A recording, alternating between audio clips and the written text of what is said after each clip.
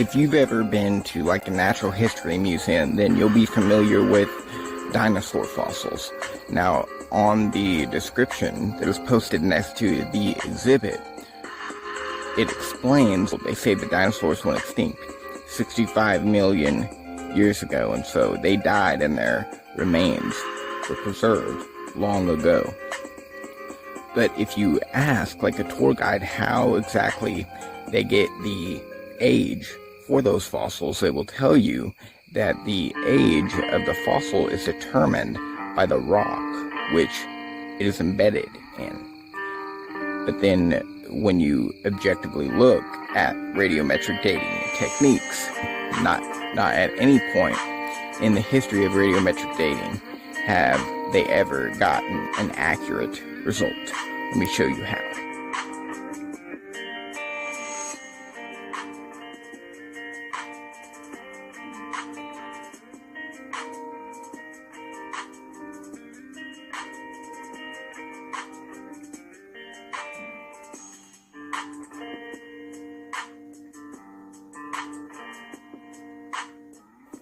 The potassium argon ages of 35,000 to 2 million, and the uranium lead dates that gave an age of 6 billion were both extracted from a rock that was known to be only 10 years old, okay?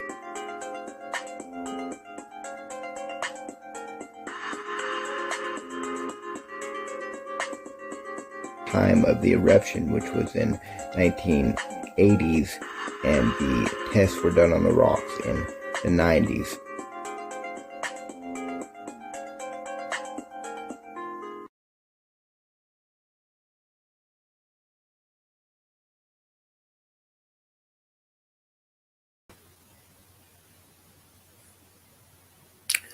What's up, everybody? Welcome to part one of a seminar on the, let's say, Earth and space science from the perspective of a global flood. And it's entitled The Origin of Earth's Radioactivity. If you enjoy this topic, you can go to the playlist. First, you can check out on the YEC films the animation of global flood, and then a documentary on hydroplate theory and catastrophic plate tectonics. Those are basically the two established theories right now. Now, you can look at the debate playlist, and I debated Snake was right on what is known as the heat problem that is a part of, the study of radiometric dating. And then you can go to the biblical science lessons playlist.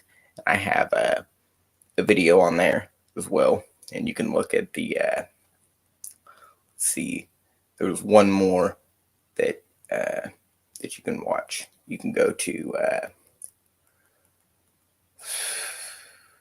what was it? All right, well, I'm drawing a blank right now. You can check those out. Just check out the playlist. I've done more on this topic, and I will be with you momentarily. If you want to join the seminar, you can click the link at the top of the comment section. That'll bring you backstage, and then I will click the button to bring you in, and then you can share your thoughts as we progress through the seminar.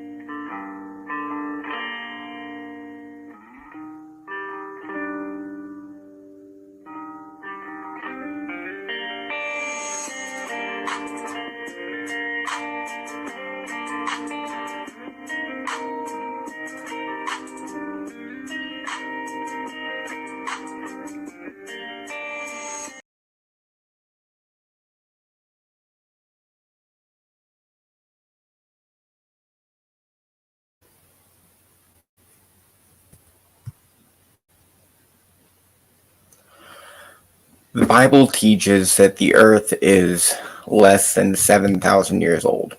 Scientists would dispute that. Most secular scientists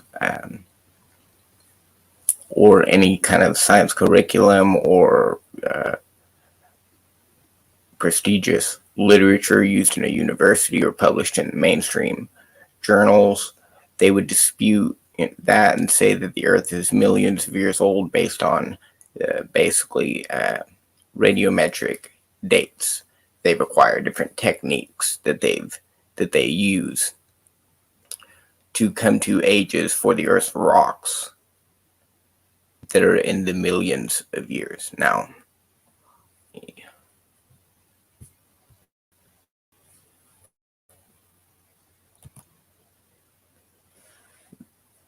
The Bible, according to the Bible, around 6,000 years ago, God made everything in 6 literal 24-hour periods of time.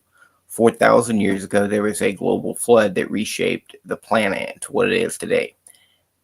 About 2,500 years ago, there was a presidential wise man over the two countries, Babylon and Persia, which succeeded Babylon, and he was given visions about the end of time itself. Around 2,000 years ago, which would be like 500 years after that, the king of the Jews was removed from earthly power, which would be 2,000 years from now. In that timeline, it'd be about 500 years after Daniel came Jesus, and that would be 2,000 years from the present. So that would be Jesus. He was removed from earthly power. There was a destruction of the temple in 70 AD, and in the future there will be a final 7-year period consisting of a third temple construction by the Jews.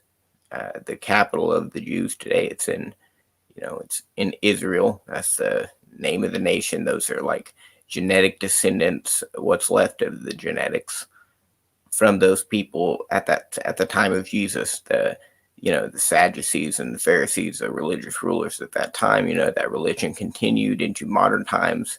They're actually back in the land of Israel. Jerusalem is the capital.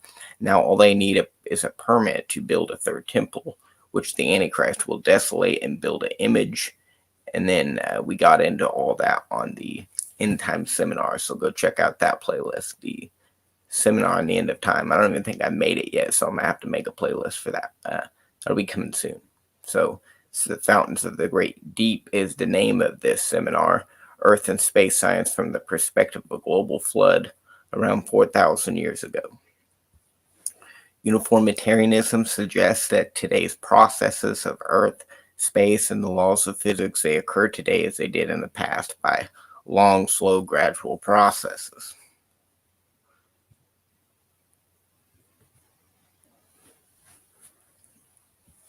Now, a question is, how would the laws of nature act on Earth and the space surrounding it if it had experienced a global flooding event? So maybe the method that they're using to measure time in these radioactive rocks, maybe they're overlooking some major catastrophe that happened in the past, which could change that, because it's just based on the rate at which elements decay. You have the parent and the daughter elements. This parent element, and all things are made of like these molecules. So in the rock, there's this molecule that naturally falls apart, and you can identify its daughter product, if you will, what it falls apart into. You measure this and you can tell how long, based on the current rate of decay, it's taken for all the daughter material to accumulate. But if something catastrophic could have raised the rate of decay or the speed at which the rock is decays, the molecules are decaying, at a certain speed based on today's measurements at today's rate, long, slow, and gradual, it would appear that, the rock is millions of years old. But if something sped up the rate of decay, that could have changed things. And that is what the hydroplate theory is suggesting, is that the global flood created, basically super heavy elements that then naturally degraded into the lighter but still heavy and radioactive elements that we see today. Basically, the global flood produced radioactive elements. They have not existed for millions of years. They were recently introduced into the Earth's crust as a result of the geophysics occurring in a global flood. Now I gotta make sure that this audio is good, and if the audio is good, we'll continue with this presentation. And if not, I'm gonna have to fix it and maybe redo it.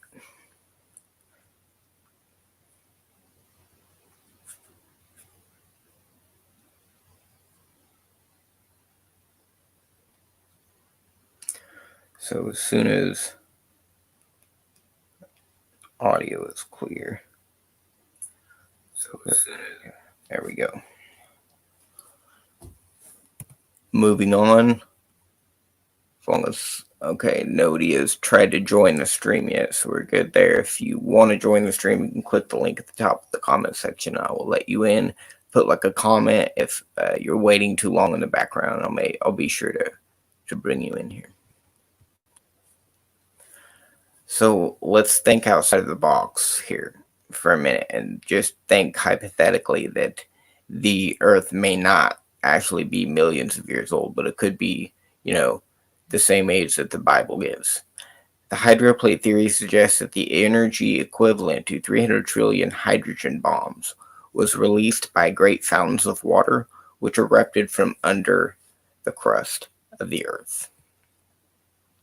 So where did all the water come from to cause the flood? Where did it go? There's a question associated with the flood. It says that the fountains of the great deep were broken up and the windows of heaven were open. So you have like water going up into the atmosphere and water coming down from the atmosphere, both from beneath and from above. And this broken line traces actually the largest mountain range that exists on the planet, which is a mid-oceanic ridge. And it's actually the scar that the flood left behind. This is the place where the supercontinent of the pre-flood world, it was ripped open, much like the seam of a baseball runs around the baseball. This mid-oceanic ridge, the largest mountain range in the world, wraps around the entire Earth. And like a tiny pin, like a balloon popping in slow motion, you'll notice it starts as a tiny hole that then wraps around the entire balloon. So it's like a rip in a tightly stretched cloth. The Earth also breaking up like an eggshell into different kinds of plates, tectonic plates. When basically what's under the crust of the Earth comes to the surface and it pushes the continents apart. And that is known as a compression event, the origin of trenches and the ring of fire, which is that red outline there, and also subduction, tectonic plates. And the details of that we will get into in the next presentation. But this compression event actually produced the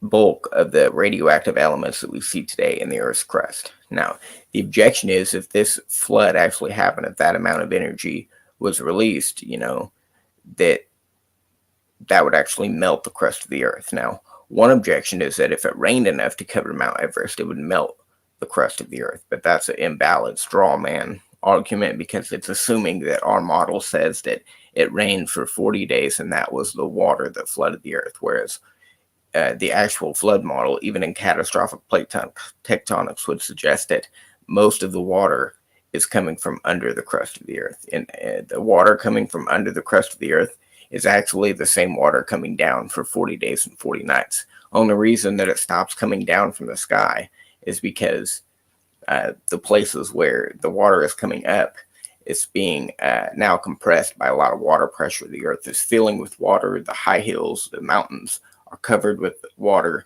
and so the water pressure will keep it. The water is still going to come up, but it's going to stop spewing into the atmosphere like a sprinkler. If you set a sprinkler in the pool, it'll fill the pool up, and we'll get into that in later presentations. But that's invalid to say that, the latent heat of condensation from droplets of water are condensing and then turning into, it's like gases turning into a solid, and then that's how it rains. Well, that process actually releases heat, and if it rained enough to cover the whole world in water, that much heat, if it covered Mount Everest, that would just melt the crust of the earth. But then also, if what we're suggesting and the decay rates and the radioactive elements have sped up, that would also produce enough heat to melt the crust of the earth. So you have to solve that heat problem. And again, you can go to the debate playlist, and I debated Snake was right on that. And I have a beta seminar also on the topic of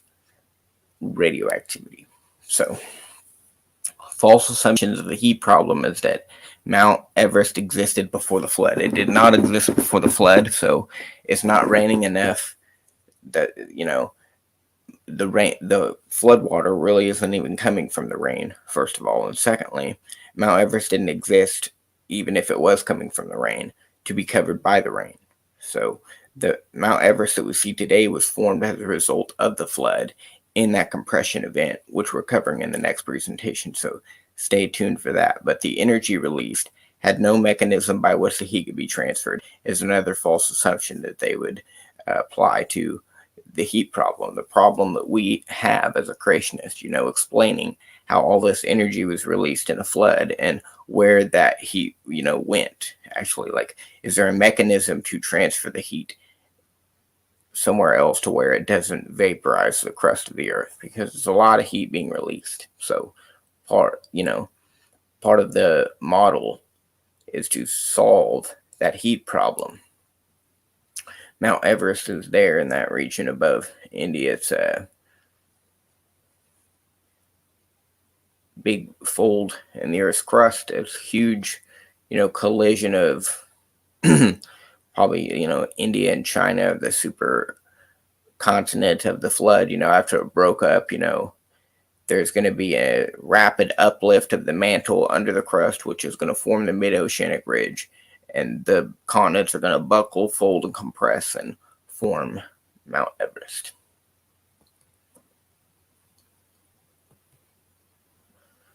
So here we see another outline of the mid-oceanic ridge. It will rise, and then it will push out the continents, and then they'll run out of lubrication and stop. And then, the Ring of Fire region is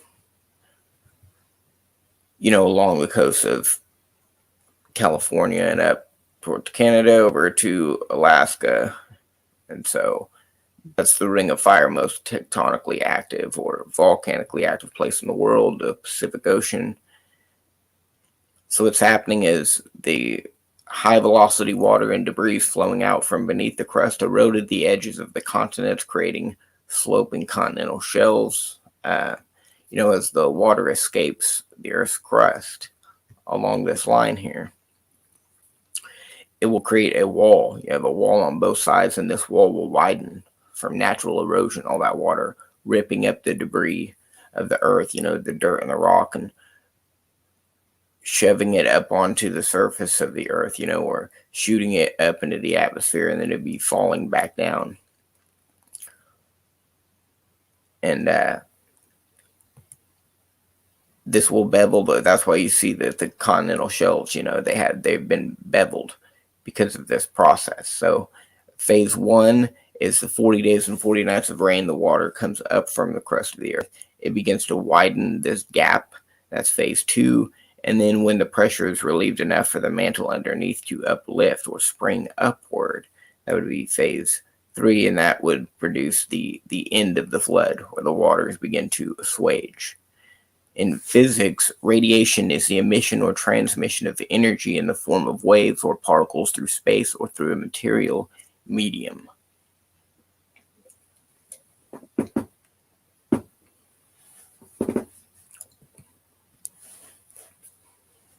So that's just what a release of heat. That's essentially what radioactivity is.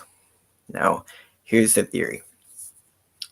The initial eruption of supercritical water from the fountains of the deep produced huge amounts of electrical surges throughout the crust. The Earth experienced these events of high voltage in phases. The extreme heat produced on a global scale caused the elements in various minerals to fuse into super heavy elements. These quickly decayed into heavy elements, which decay at a very slow rate today, and those are the elements which they would use to come up with an age. It's the radioactive decay based on the half-life. You have a longer half-life. You take 100. You assume that there was 100% uranium, for instance. Now, if 50% of it has decayed into its daughter product, lead, well, then you just calculate how long that would take, and you get an age for a particular rock sample. So it is true that you find longer half-lives. The radioactive elements themselves are able to live longer, they're found in the deeper portions of the crust, like a lot of uranium and lead. And in fact, most of the Earth's heat is being produced from the uranium and lead decay process.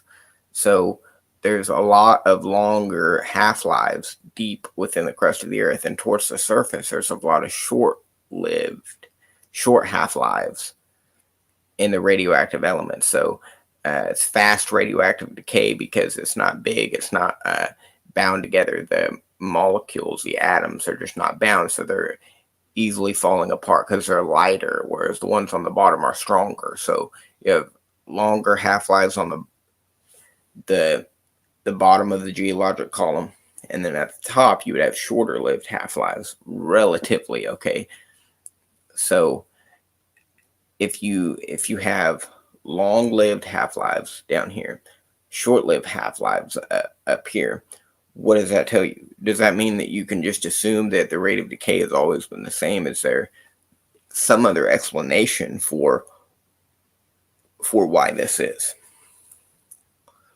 And I think that this is a reasonable explanation. So it's out of the box, but what they're teaching for the origin of Earth's radioactivity is actually being disputed now in the scientific literature, for other alternative methods by which you can even produce radioactive elements other than the stars, which they believe, stars exploded and clustered together and formed the planets. And so, radioactive elements on Earth would just be the result of stardust. But other competing theories are suggesting in the prestigious literature that the radioactive elements were produced by earthquake surges, like surgical storms from earthquakes and such in the Earth. So the Earth produced the radioactive elements. That's one of the theories. So this would actually support one of those theories and possibly change the paradigm if evolution theory wasn't a carefully protected state religion. But I'll summarize it again for you.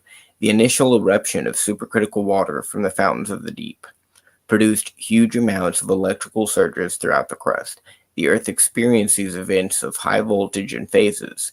The extreme heat produced on a global scale caused the elements in various minerals to fuse into super heavy elements, and these quickly decayed into heavy elements, which decay at a very slow rate. So you start out with these super heavy elements that decay, and they end up like in the form of uranium. A part of the decay chain is that, the element falls apart and turns into something else. Okay, so the result could be a natural radioactive element that we see today, like uranium, lead, potassium. You got rubidium and all these different radioactive elements. They actually came from elements that were heavier than them, produced by a global flood.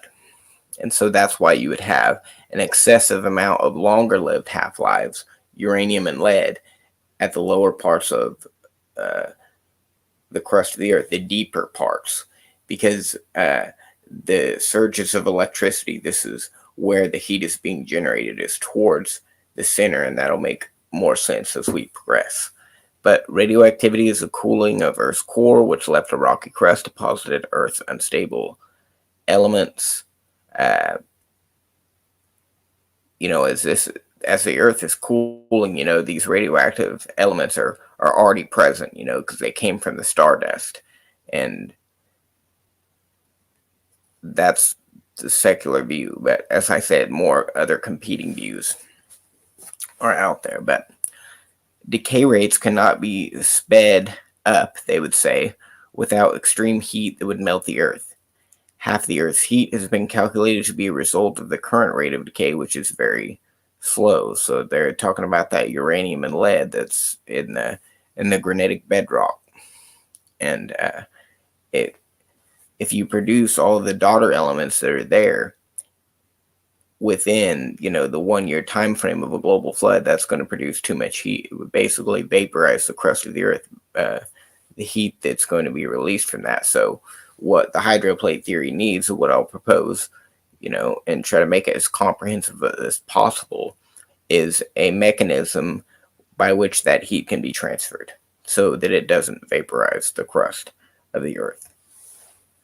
But when the Earth, when the continents are being compressed, at that point is where you have these huge voltages of electricity coming from under the continents, because you have all of that weight pressing down and it's forming all that magma, all that melted rock. And today, a lot of it still comes up, the melted rock, the chambers that were created, there's a lot of pressure being held under all of that rock, and sometimes it escapes to the surface. So this is produced rapidly during a global flood, and with it comes a lot of electricity just because of the electric effect of certain minerals within granite, because you have the brittle crust sedimentary rock that was deposited by water, which is what we stand on, but miles beneath it is this granite rock, solid granite, okay? And granite has a lot of quartz, which if you apply pressure to it,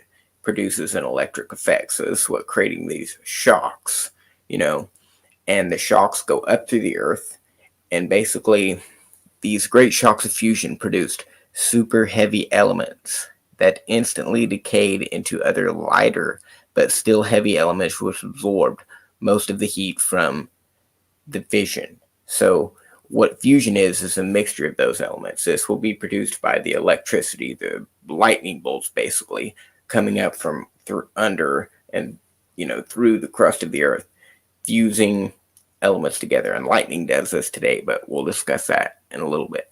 Fusion is a mixture of the elements, a combination of lighter elements, which that actually absorbs heat.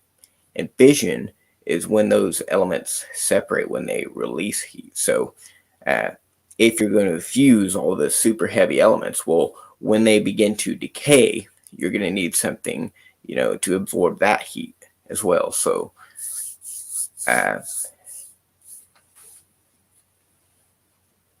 in order to produce the super heavy element, you need a lot of heat, right?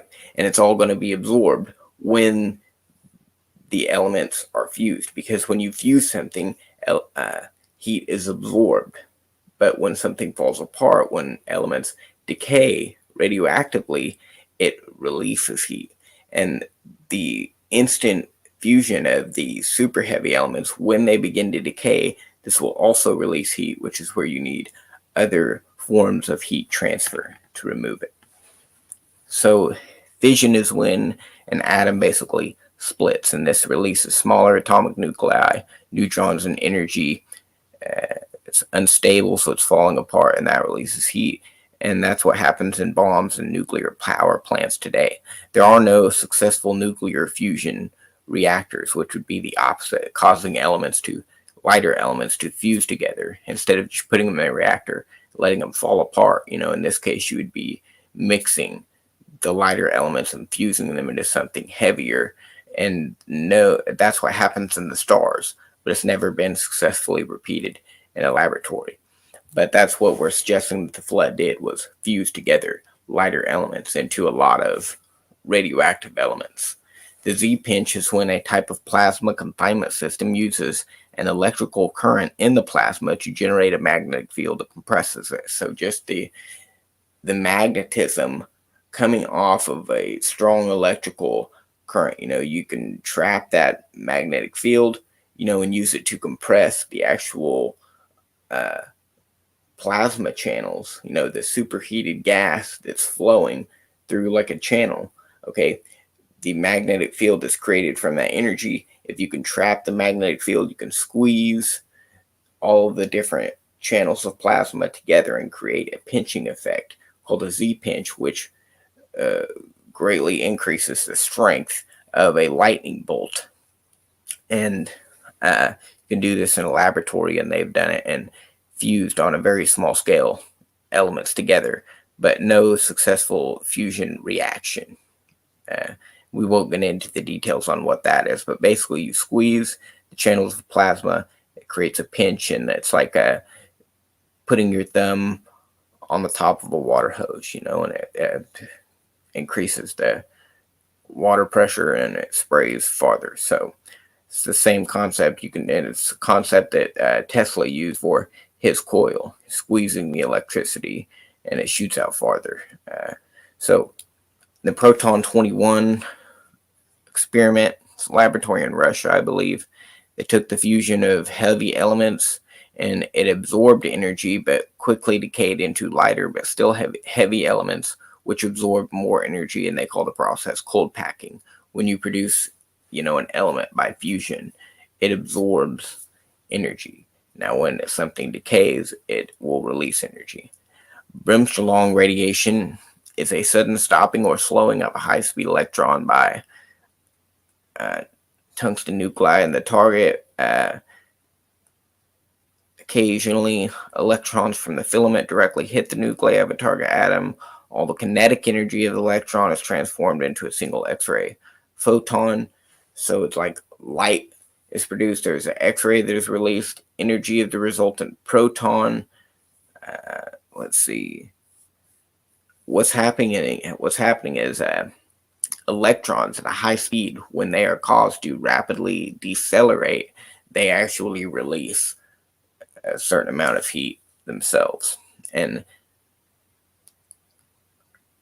so the radiation given off in the form of a proton consisting of a single neutron when a magnetically charged particle decelerates. These electrons rapidly decelerate, and then they will release a photon and then also a neutron, I believe.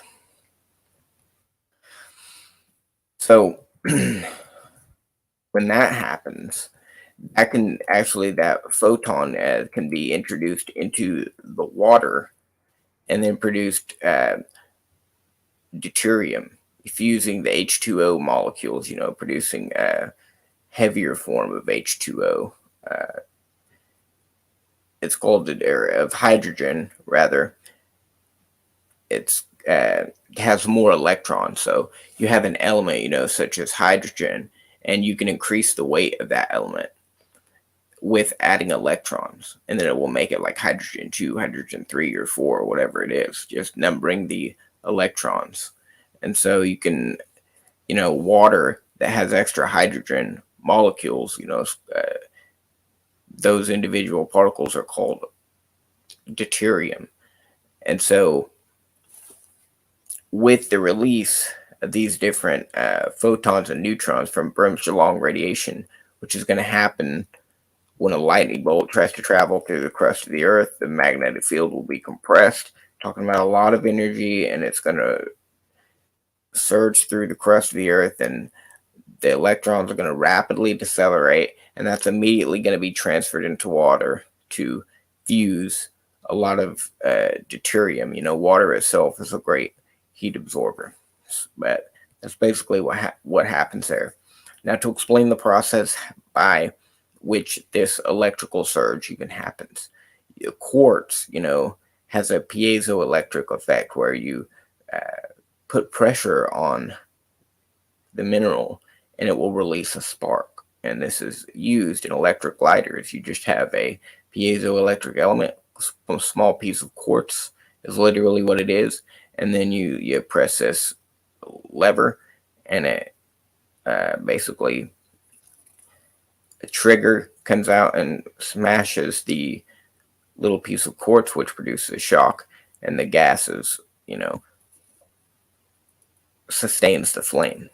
But that's piezoelectricity, where voltage produced by the deformation of certain elements such as quartz, and that, it's like 25% of all the granite rock, which is at the bedrock of the dirt and the rock that we stand on. Far underneath, it's just miles and miles of one solid piece of granite stretches across the whole globe. So in that is a lot of quartz, which if you compress all that quartz, like if you're rapidly forming the mountains, you have all that pressure and it's going to release a lot of electric activity, okay? Huge voltages of electricity that will pass through hundreds of miles of rock and dirt. And in the process, release a lot of heat into the crust of the earth. And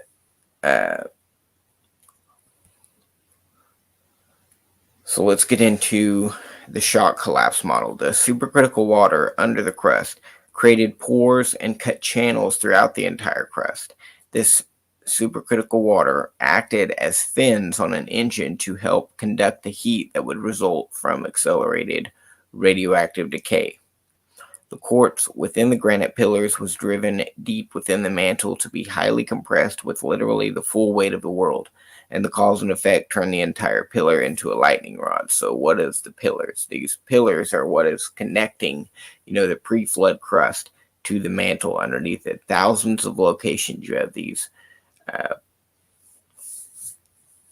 depressions in the crust of the earth, which would probably be where the pre-flood bodies of water were. The low spots were where the pillars were connected to the mantle, and this would be in thousands of locations. And during the flood itself, the crust is going to go up and down like a flag in the wind, and it's going to compress the pillar structure, the granite, into the mantle, producing this electricity. So these pillars are going to be turned into lightning rods, and that energy is going to be distributed throughout the crust of the earth, and then it will go to the water. But the flapping process, this fluttering phase, is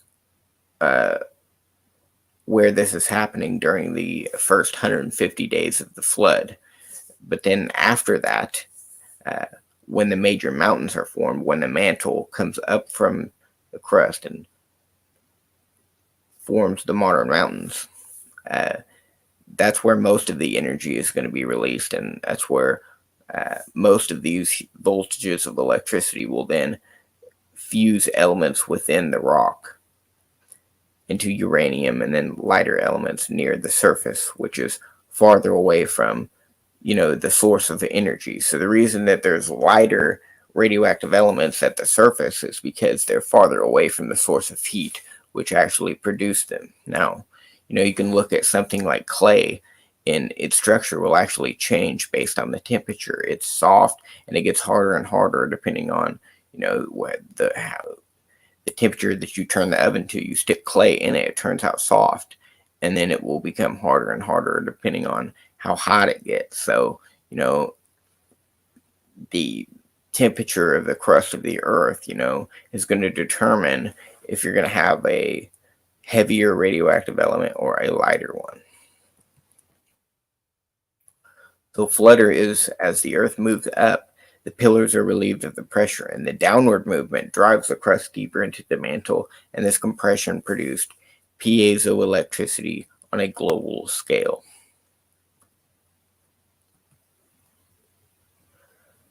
Now, before the flood, leading up to the flood, you have the supercritical water building. We won't get into that. You can go to the global flood animation or the documentary on the global flood YEC Films playlist. But the supercritical water will actually act on the crust of the earth. If you go back up to this one, the water under the crust is going to be, gradually turn to a point in water which is far above the point of boiling, extremely hot water, turning what would be the ceiling of these subterranean chambers of water brittle and porous, and cutting channels up through it. And so as the heat is flowing through the crust of the earth at the time of the compression event, and at the time that the crust is fluttering during the 150 days, as this heat is distributed throughout the crust of the earth from its up and down motions, and also at the formation of the mountains, tons of heat, is being distributed through the crust of the earth. Well, the channels and the pores that have been created in the crust are going to help to distribute it, just like heat is distributed on engine fins. The fins on an engine will help distribute. So various channels and stuff cut within the rocks will help to distribute the heat, give it more of a surface area. Fins are used to increase the surface area in contact with the air so that the engine can be transferred more efficiently. Shroud is the engine cover that directs cooling air across the engine fins. So, supercritical water, far above the point of boiling, trapped inside the subterranean chambers, made the crust and pillars brittle and porous. So, at the time that this heat is being generated, it's able to conduct through a lot of space, and which will act as part of the cooling agent. Another one would be the Bremsstrahlung radiation, which combines with the isotopes of hydrogen, that proton that is released, and it will mix with the hydrogen and create deuterium. And that is another mechanism for transferring the heat. The remaining heat. The first mechanism of heat is the fusion of the elements themselves, the super heavy elements. Now, those will rapidly decay into uranium and lead, and so now you have to have a mechanism to get rid of that heat. And so some of it is going to go through all of these different pores and channels that have been created in the pillars and in the granitic crust, and then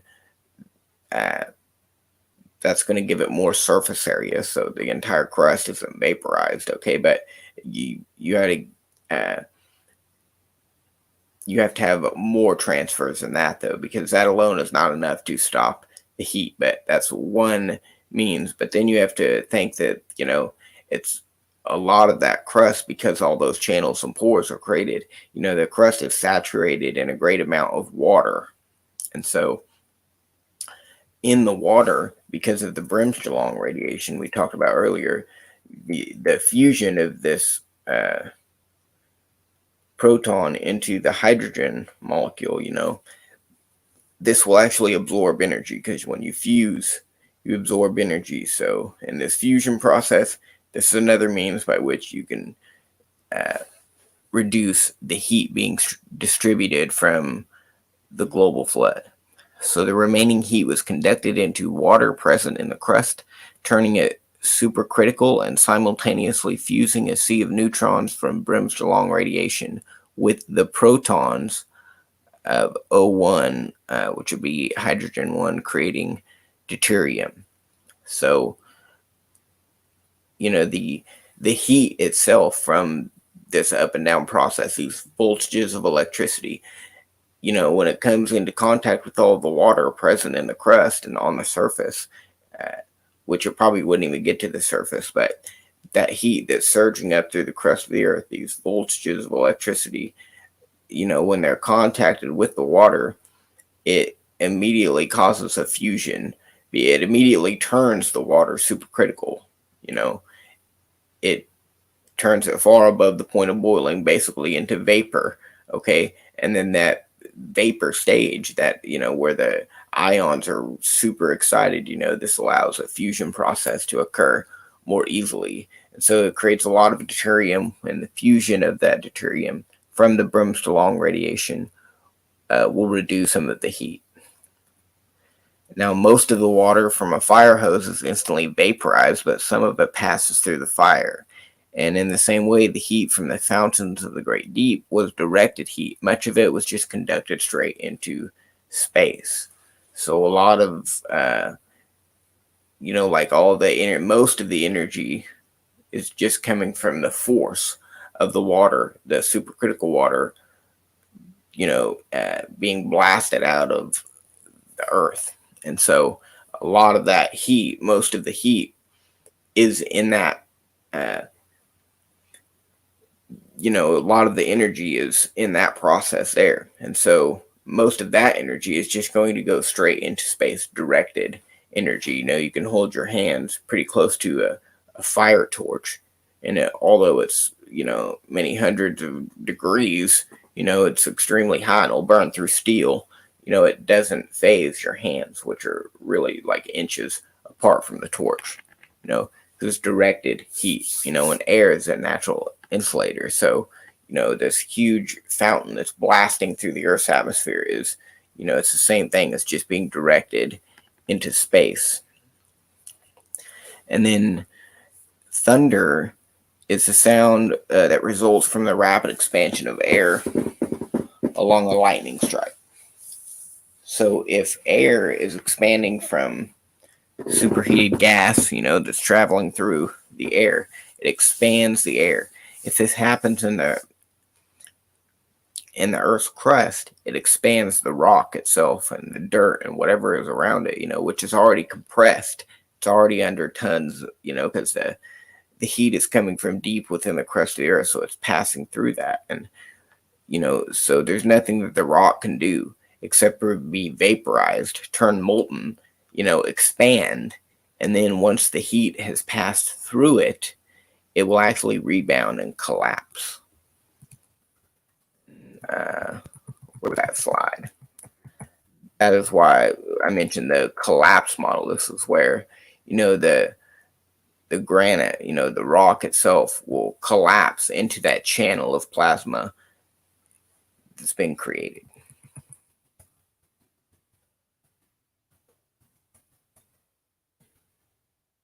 So the cause and effect of gravity acting on the weight of the crust caused the boundaries of the plasma channels to quickly rebound together. The material within and around the plasma is stripped of its electrons from the current of plasma and forced to collapse. So, anything that got vaporized from that flow of electricity, that lightning bolt that's running through the crust of the Earth, anything surrounding the channel is going to be vaporized. It's stripped of its electrons. And so when it rebounds together, when the rock rebounds together, it will allow a fusion of protons to occur more easily, and that will create these super heavy elements. And that will just re-summarize the collapse model. The supercritical water under the crust created pores, cut channels throughout the entire crust. The supercritical water acted as fins on an engine to help conduct the heat that would result from accelerated radioactive decay.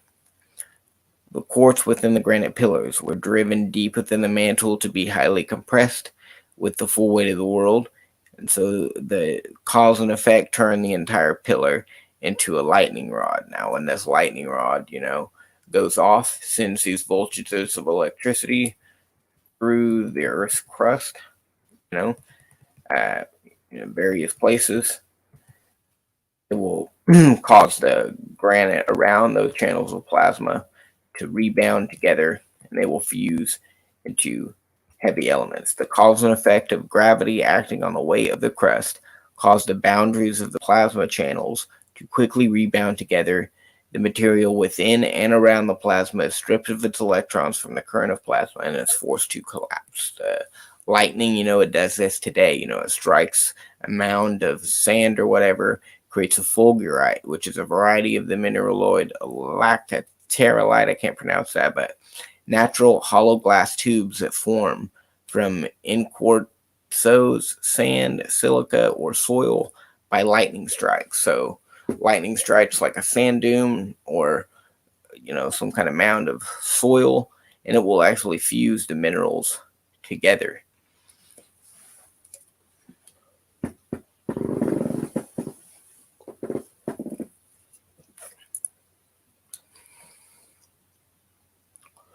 So this is what's happening.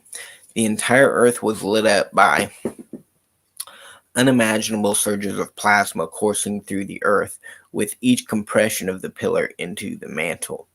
Minuscule currents of electrodes snapped together in many places and expanded the crust around the channels of plasma.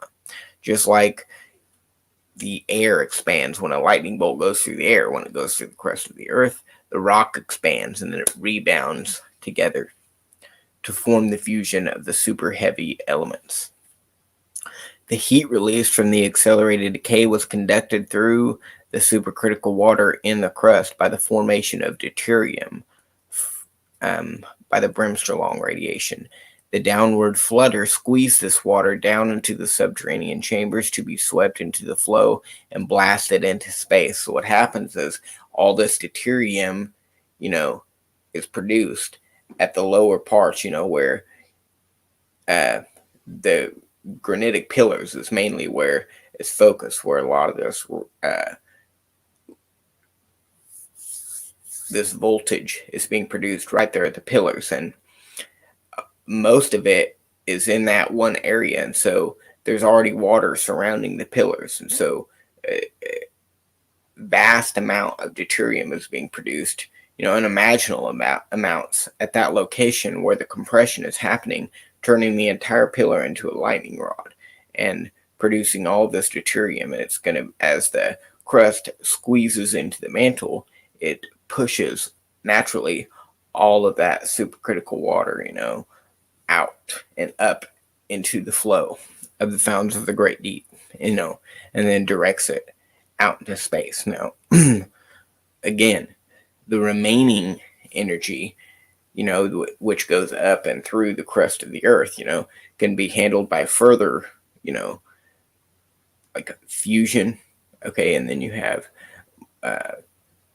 the water that's present in the channels and the pores in the crust, and then all the water on the surface, obviously, when the surge of electricity, if it gets that far, and then the natural heat conduction of those channels and pores that were created. So those and the water itself that is in the crust, it's going to help transfer the remaining energy. But a lot of deuterium. So Russell Humphrey, as a PhD in physics, he looked at the high helium retention levels suggested to many creationists that the helium had not had enough time to diffuse out of the zircons, and the recent accelerated nuclear decay had produced over 1 billion years worth of helium. So you have 1 billion years worth of helium in the zircon crystals, and these are deep within the crust of the earth. And based on the rate at which the helium escapes, there's only been a few thousand years. But if you take the uranium lead dates of that same rock, which these crystals are in, it's going to yield, billions of years. But they can't be billions of years old. The rocks cannot be billions of years old because there's zircon crystals in there.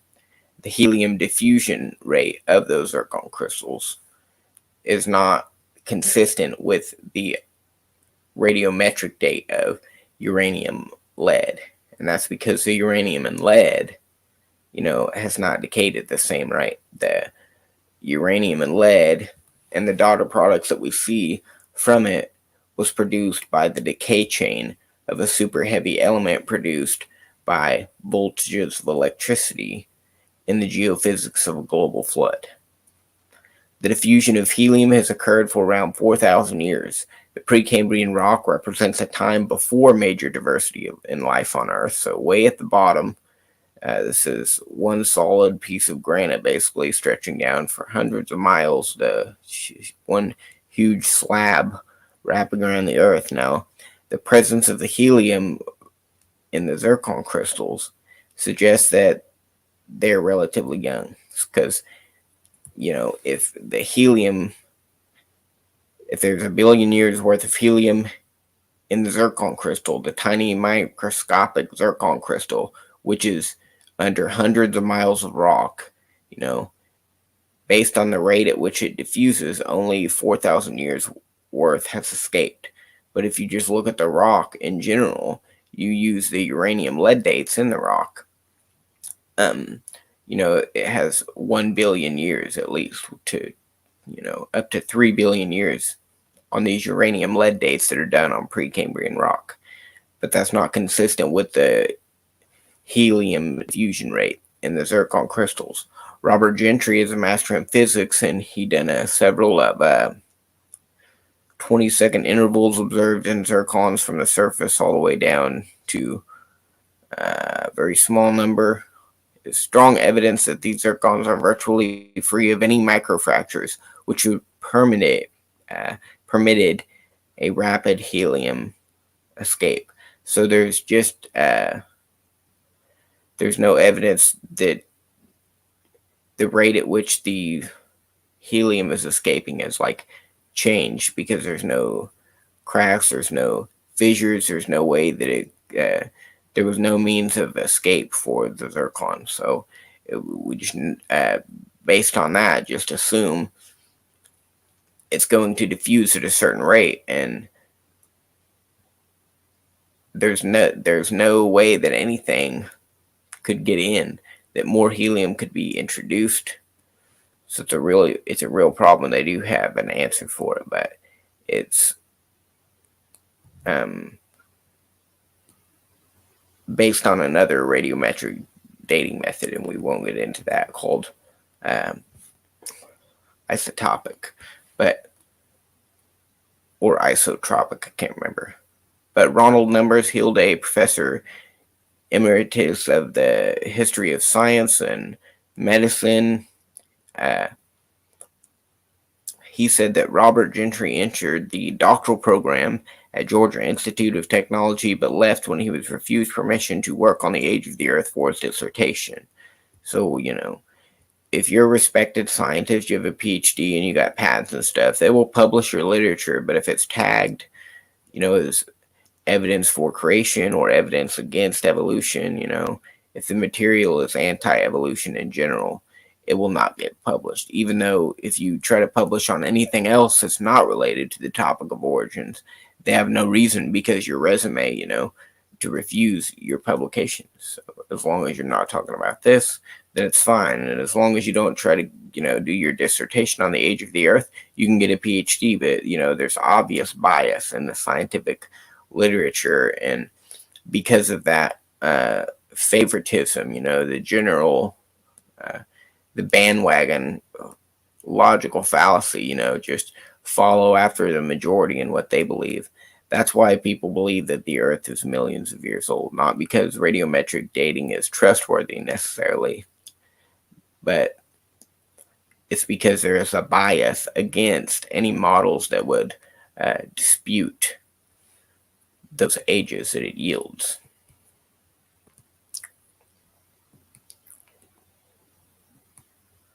So here's a summary of the evidence. Laboratory experiments with super heavy elements, showed that it can at least be done with electricity. And then helium retention within the zircon crystals shows that the uranium lead dates, cannot be trusted, because it just conflicts 1 billion years of uranium and lead. That radiometric dating technique, you compare that to the rate at which the helium has escaped the rock, it doesn't match up. One is 4,000 and the other one is like 3 billion. So then you have a Z-pinch shock collapse model. You have in these laboratory experiments where they produce these super heavy elements, they're using the Z-pinch method to accomplish it. And so if you can produce a Z-pinch in a global flood, produce that on a global scale using the structure of the Earth during the flood, there's reasonable evidence, to believe that the radioactive elements were formed from voltages of electricity rather than supernovas, which then, all of those pieces then cluster together to form planets.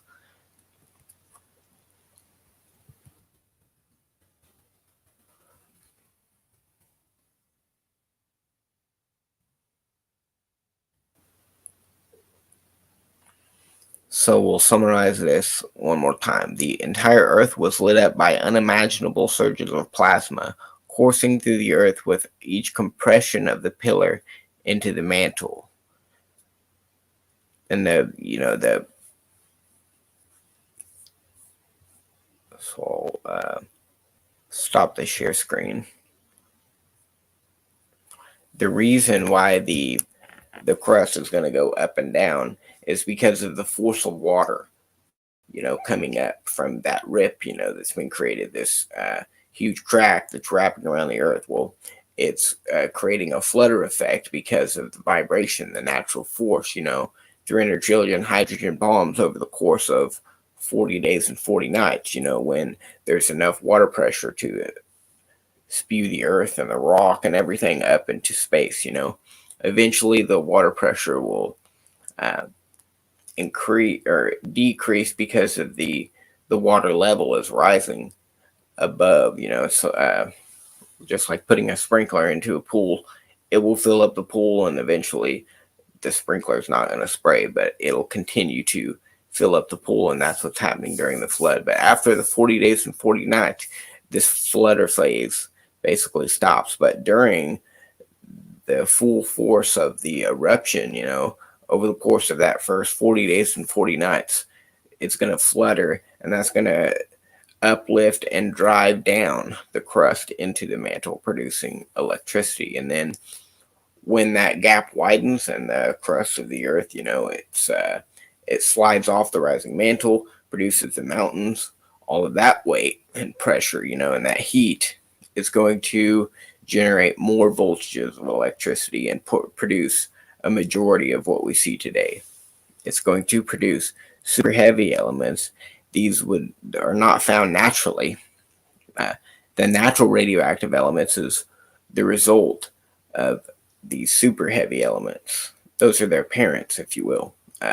They were produced by these surges of electricity going through the crust of the Earth, producing lightning bolts through the crust of the Earth, causing the rock, that is surrounding those channels of plasma to rebound, produce super heavy elements. They rapidly decay, though. The moment that they're produced, they rapidly decay into the naturally occurring radioactive elements that we see today. So I know that's kind of complicated, but I wanted to get the more technical stuff out of the way, and leave some stuff that's a lot more basic for the future presentations, although they can get technical themselves, and we will get into detail and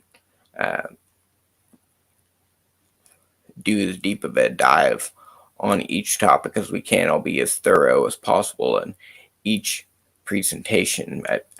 We'll take a small intermission here. If anybody wants to join the stream, just click the link at the top of the comment section, and that'll bring you into the backstage, and then I will bring you into the stream, and then you can share your thoughts on the presentation or anything that you have in mind.